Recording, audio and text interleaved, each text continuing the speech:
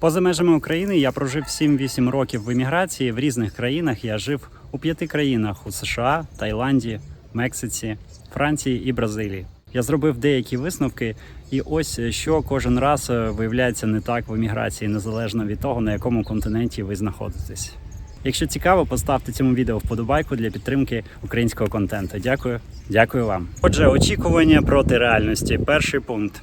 Багато хто думає, що якщо я правильно виберу країну для переїзду, то мені стане легше в тій країні, де я буду жити, там все буде більш підлаштовано під мене. Насправді легше не стає, тому що в кожній країні є свої недоліки, які особливо проявляються, коли ви там живете довго. Якщо ви навіть їздили туди як турист, ви точно не зможете відчути ті проблеми, яким живе місцеве суспільство, які там є податки, які там є нюанси інші. І це все можна відчути тільки коли ти довго-довго живеш в одному місці. До прикладу, візьмемо ситуацію, що ви можете переїхати в будь-яку країну світу, і у вас є можливість отримати там документи, жити, працювати, легалізуватися. Так ось ви приїхали у США, і в США, здавалось би, багато різної роботи, на будь-який смак. Знаєте ви мову, не знаєте, ви все одно зможете влаштуватися. І це, звісно, плюс. Але в США також ви побачите, що у вас не буде ні на що вистачати часу. Незважаючи на те, що зарплати високі, але витрати супервисокі також. Залежить також від штату. Якщо ви поїдете в Каліфорнію або поїдете в Огайо, це буде зовсім дві різні Америки. В кінці кінців все одно ви будете бачити, що ви постійно маєте працювати для того, щоб підтримувати належний рівень життя. І опускатися нижче цього рівня ви не захочете, тому що всі навкруги живуть дуже добре, мають хороші машини, купляють нові машини, айфони і так далі. Тобто ви підлаштовуєтесь під своє оточення, і разом з тим іноді багато з цих речей не є такими ж необхідними. Наприклад, вам не обов'язково дійсно міняти айфон кожен рік або придбати собі нову машину і платити за неї кредит 5 років. Якщо ви так не робили в своїй країні, в Україні, то не факт, що вам потрібно це робити і в Америці. Якщо говорити, наприклад, про багато країн Європи, такі як Франція, то там дійсно є соціальні програми, жити, в принципі, можна стати на якусь чергу, отримати якесь соціальне житло. Якщо ви маєте якийсь базовий невеличкий дохід, щось робите, то країна вас не залишить жити на вулиці, скажімо так. Але разом з тим, все одно ви відчуваєте себе гвинтиком системи, ставляться дуже багато умов, і ви маєте рахуватися з ними, бо ви приїхали як гості, і також ви очікуєте, що вам дадуть якусь допомогу. І ще мені здається, що коли ти живеш у Європі, як зараз багато українців приїхали жити там по гуманітарному захисту, по тимчасовому захисту, то у тебе розвивається такий синдром жертви. Тобто ти до себе ставишся автоматично. Це не те, що люди погані або хороші. Автоматично ти відчуваєш себе, що ти жертва, що ти приїхав від війни і що тобі якось всі зобов'язані допомагати. Звісно, іноді це добре, коли люди самі проявляють себе таким чином і що вони починають допомагати. І я знаю, що багато людей дійсно потребують такої допомоги. Повиїжджали самотні мами, повиїжджали старенькі дідусі, бабусі, які ніколи не були за кордоном. І це добре, що європейські країни їм можуть допомогти в тих випадках, коли вони це роблять. Я цьому просто аплодую. Але разом з тим багато людей просто потрапляють у цей водоворот, в якому вони відчувають себе жертвами. Деякі люди небагато так зусиль починають докладати до того, щоб інтегруватися, для того, щоб почати дійсно ставати на ноги і жити якимось своїм життям. Разом з тим, я також бачив багато людей, які протилежним чином діють. Вони навпаки приїжджають і одразу беруться за справу, відкривають бізнес, навіть якщо це маленький якийсь бізнес, якщо це просто підстригати людей на дому або робити якісь там манікюр, педикюр, я не знаю, або там хлопці йдуть на будівництво, розвозять продукти у супермаркети. Тобто є категорія людей, які це роблять, а є категорія людей, які, на жаль, не можуть себе знайти ніде. І я думаю, що ті люди, які не можуть знайти себе в одній якійсь країні, що, скоріш за все, проблема не в країні, а проблема в тому, що від себе якби нікуди не втечеш. Приїхавши в Таїланд або в Бразилію, то вам також там буде ще важче, тому що в цих країнах немає ніякої соціалки, і ви там повністю будете залежати тільки від самих себе. Якщо говорити про Мексику і взагалі в цілому Латинську Америку, то там, звісно, що немає ніяких виплат, ніяких соціальних допомог від держави. Якщо ви туди приїхали і маєте підстави там жити, а це добре, але ви повинні розраховувати на свої сили, на свої гроші, на свої можливості. І залежачи від того, яка у вас професія, чим ви звикли заробляти, треба об'єктивно оцінювати, чи зможете ви цим займатися в Мексиці або у Бразилії. І, можливо, вам прийдеться навчатися чомусь заново чи якісь інші професії. Другий пункт – комфорт не дорівнює щастя. Наприклад, в Америці жити дуже комфортно, у Франції також. Я кажу про інфраструктуру, про дороги, те, як у вас буде милуватися око, коли ви живете у Флориді, наприклад, і всі газончики підстрижені, акуратні, будиночки однакові. В теорії розбитих шибок, так, це дуже добре впливає на оточення, на середовище, в якому ви живете, і на те, як ви розвиваєтеся як людина. І це дійсно не можна недооцінювати. Був такий експеримент, коли в метро били щодня шибки у Нью-Йорку і розмальовували всі вагони графіті. Та там було дуже небезпечно перебувати. І в один момент вони прийняли рішення, мерія міста або поліція, вони прийняли рішення поприбирати ці вагони, які обмальовані, які розбиті. І кожен раз, коли там розбивали шибки і розмальовували вагони, вони їх прибирали і міняли на нові. І таким чином дуже швидко тим людям, які займалися саме побиттям цих шибок, їм це набридло, вони перестали це робити, і в метро стало набагато безпечніше, тому що це також, якщо десь лежить пакет сміття просто на розі вулиці, і вся вулиця це бачить, і починають по одному скидати туди сміття, і там виявляється сміттєзвалище буквально за пару тижнів. І тому дійсно це хороша ідея жити в Україні, в якій красиво, гарно і затишно, але разом з тим це також не є гарантію того, що ви там будете відчувати себе в безпеці і в комфорті. Тому що одне діло, коли навколо красиво, інше діло, коли чи приймає вас суспільство, чи знаходите ви себе в ньому, чи подобається вам ваша робота, бо багато хто приїжджає на такі роботи, як прибиральницею там або, наприклад, доглядати за старенькими людьми. І це дуже важка фізична робота. Вона дуже потрібна, я розумію це, але вона дуже складна, і люди втрачають на цьому своє здоров'я. І ті гроші, які вони зароблять, не факт, що вони потім будуть раді мати ті гроші. Вже не зрадіш ніяким грошам, якщо у тебе не буде здоров'я. Якщо ж говорити про Бразилію, тут, можливо, все трохи хаотично виглядає, але разом з тим багато людей знаходять себе в цьому хаосі. Можна вибрати собі кращий район, не обов'язково це буде супердорогий район. Дуже велика країна, в якій є дуже багато опцій. В принципі, те саме стосується і Мексики. Якщо ви поїдете в дорогі регіони, де живе багато американців, то там вам буде важко знайти такий компроміс, щоб це була по ціні якості вас влаштовувало. Якщо, звісно, ви маєте такий середній достаток або нижчий. А якщо у вас купа грошей, у вас взагалі така проблема не буде стояти. Ви просто можете подорожувати по різним країнам. І в тому місці, в якому вам в результаті вийде найкомфортніше жити, то ви там і залишитесь. Але якщо у вас обмежені фінанси, то, звісно, ви маєте якось дивитися, як адаптуватися до цього. Мені подобається в таких країнах, як Мексика і Бразилія, і Таїланд, а більше такі країни третього світу, як називають, або другого світу, я не знаю, як правильно. На тебе менше давить оця система, так, в розвинених країнах зараз також дуже багато правил, і це і банківського сектору стосується, і податкової системи, і дуже багато факторів, дорогі ціни, постійна інфляція. Це, звісно, відбувається і в інших країнах, але все-таки тут в цілому дешевше, в Бразилії, наприклад, і тому ти відчуваєш менше цього тиску. Але це також залежить від конкретної людини і ситуації. Якщо у вас немає роботи, то ви будете погано себе почувати і в Бразилії, і в США, і в Швейцарії, і де завгодно.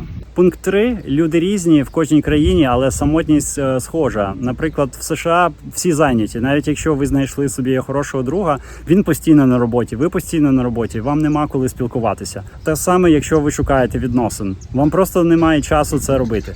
Дуже багато людей, я знаю, які працюють, їздять на фурі або ще якісь у них роботи, і вони просто не встигають заводити собі сім'ю. А якщо навіть у них з'являється людина близька, так, то їм важко це зробити, тому що це просто дуже дорого і люди мають кредити за навчання і так далі. Тобто це доволі важко. У Франції всі дуже також заклопотані, і ще я помітив, що вони більш холодні до іммігрантів. Хто живе у Франції, може підтвердити, може спростувати це.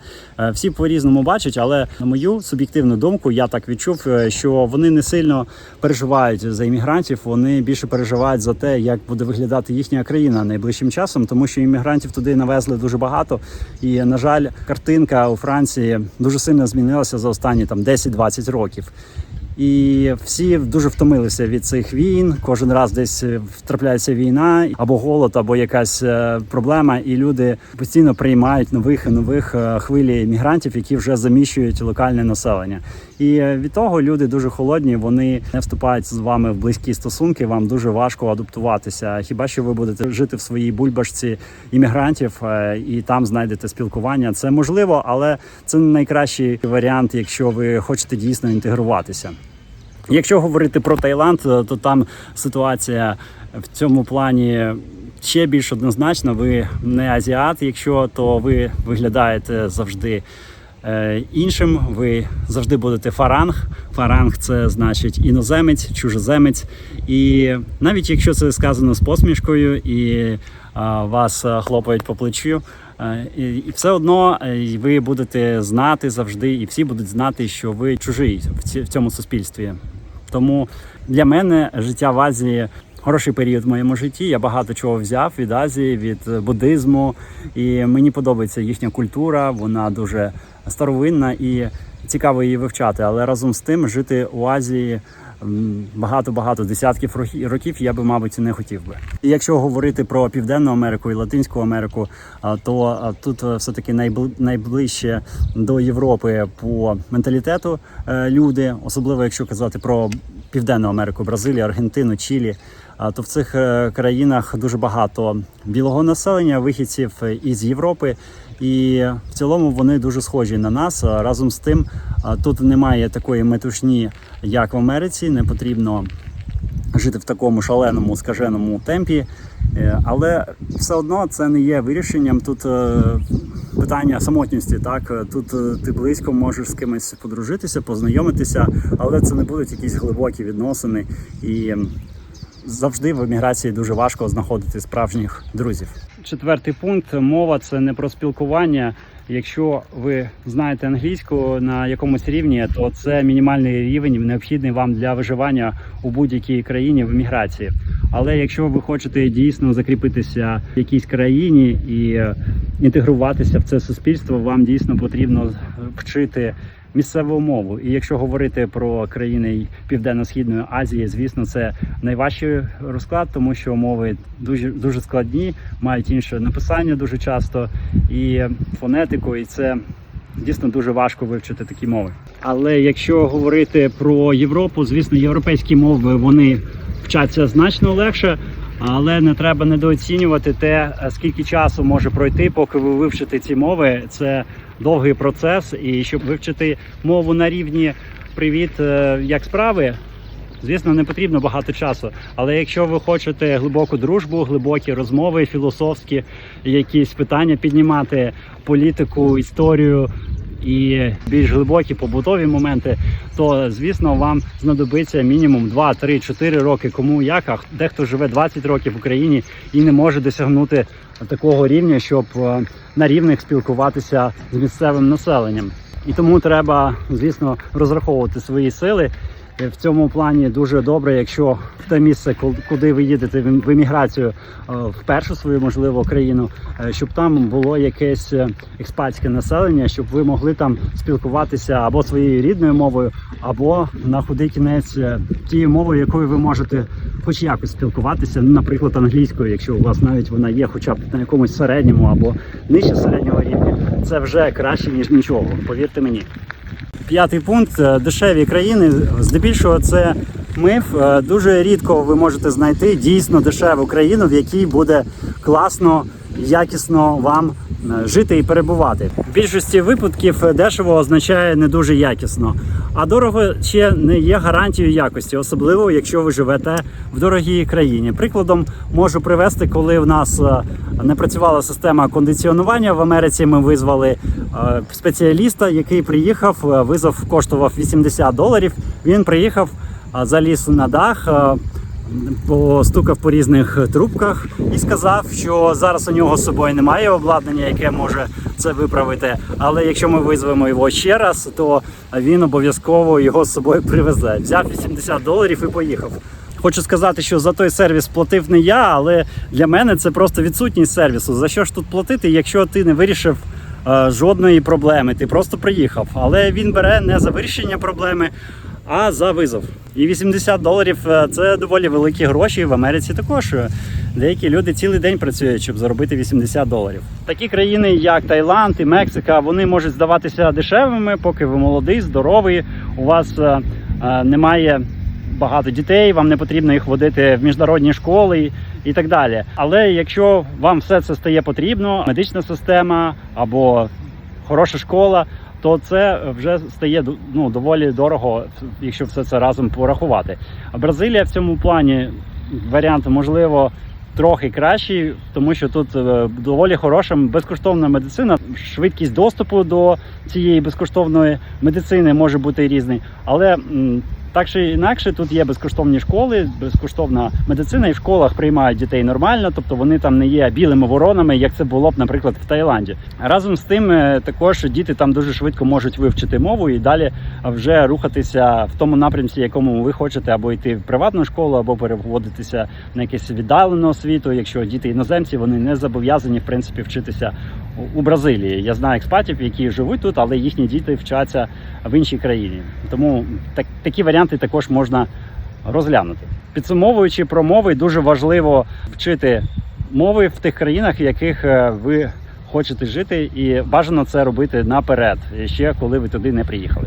Дорого чи дешево – це дуже відносна штука, і все залежить також від ваших доходів. Але не можна вестися на те, що у мене буде зарплата в Америці 5 тисяч, і це значить, що у мене буде рівень життя набагато вищий, ніж в Таїланді, якщо у мене зарплата, наприклад, 2 тисячі. Насправді, то, можливо, 2 тисячі в Таїланді – це більша кількість грошей, ніж в Америці 5 тисяч. Принаймні, якщо врахувати, що вам доступно на цю суму 2 тисячі в Таїланді і 5 тисяч в Америці. І останнє, як я вже сказав, я жив в багатьох країнах, і коли я вже переїжджав, наприклад, у Бразилію, це вже мій, 10-й переїзд за все моє життя, може 20-й у різні міста, якщо брати, куди ми переїжджали по Україні. Ми жили у Запоріжжі, в Івано-Франківську, в Трускавці і в Черкаській області. Тобто ми жили в різних регіонах і в Україні, і ми жили в 3 чи 4 регіонах в Таїланді, в 4 різних штатах в США, в Мексиці також в декількох локаціях. Тому для нас, уже коли ми приїжджаємо сюди, у нас нема рожевих таких окуляр, знаєте, що ми думаємо, що ось нарешті ми знайдемо ідеальну країну. Ні, звичайно, ні, ми знаємо, що ідеальної країни немає, не буде і ніколи не було і не існувало. Це утопія. І дуже важко це зрозуміти з самого початку, коли ви вперше кудись переїжджати будете, то у вас, можливо, будуть такі дійсно очікування, що все буде добре, все буде легко, що ви зможете дуже швидко адаптуватися, навіть якщо ви чуєте думки інших людей, таких як я, ви все одно можете залишатися при своїй точці зору, що у мене буде по-іншому, тому що я – це я, у мене є такі-то сильні сторони, і я зможу все це пройти, незважаючи на те, що кажуть інші. Але насправді то люди всі плюс-мінус дуже схожі між собою за нашою психологією, і у нас спільний дуже схожий досвід нашого дитинства, підліткового віку. І тому мені здається, що всі люди рано чи пізно починають проходити через етапи, коли у них спочатку є ейфорія, коли вони бачать ось такі пальми навколо себе, вони виїжджають на океан, вони бачать там, як люди серфлять, вони бачать, що зараз січень місяць, і я можу ходити у футболці.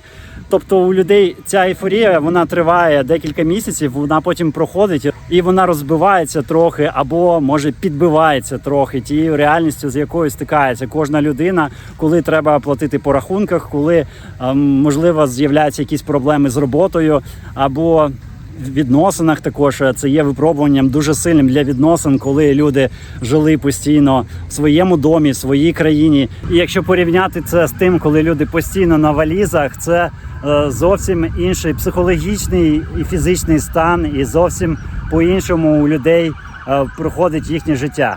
Отже, після такого конфетно-букетного періоду з країною, скоріш за все, у багатьох людей дуже з'являється екзистенційна така криза, тому що вони не відчувають себе частиною цього суспільства, вони не впевнені, що вони зробили правильний вибір, що вони приїхали в правильне місце, особливо якщо до цього вони жили, наприклад, там в Америці чи у Франції, і ось вони приїхали в якусь латиноамериканську країну, і вони не впевнені, що вони зробили правильно. У них не все складається таким чином, як вони думали. Бізнес не так працює, робота не стільки платять, якісь тарифи підросли, бюрократія на місцях. Безліч факторів, які можуть впливати на психологічний і емоційний стан людини.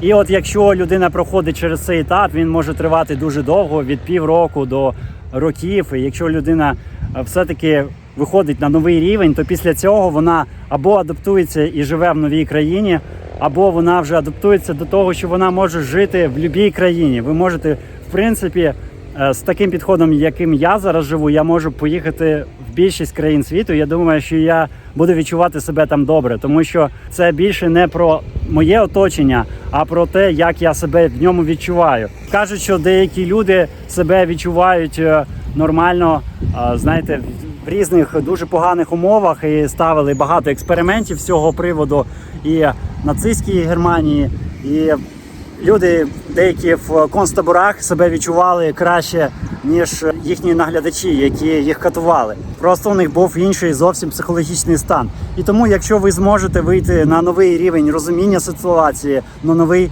рівень реагування на ті подразники, які викликають у вашому житті, то тоді ви дійсно зможете або адаптуватися і лишитися в тій країні, або рухатися далі. Або, можливо, ви не пройдете цей період, і це теж нормально. Завжди повернутися можна до того, що вам більш спокійно і зрозуміло.